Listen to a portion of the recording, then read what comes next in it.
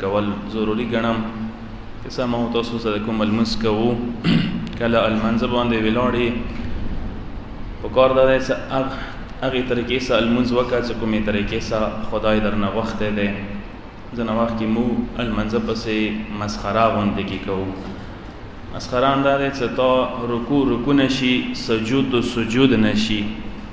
دوره تیزی سره موږ ځینې وخت کې رکوع و سجود کوو چې هغه معنا نه پیدا کوي چې کومو ته خیالی شوی دی.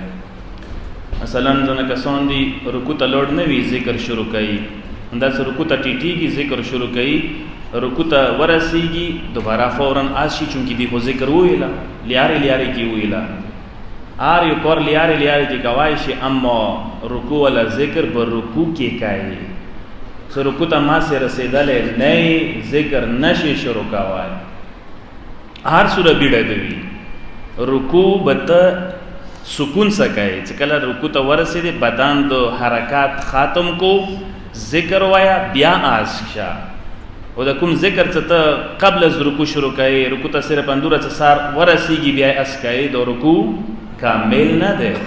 همداسې سجدې دي ځینې کسان یې کوي، بیا سجدو نه څه آشي خپې ماسې سامې لګېدلي نه وي، ماسې سام نوس نه وي، فوراً دوباره بلې سجدې ته ځي.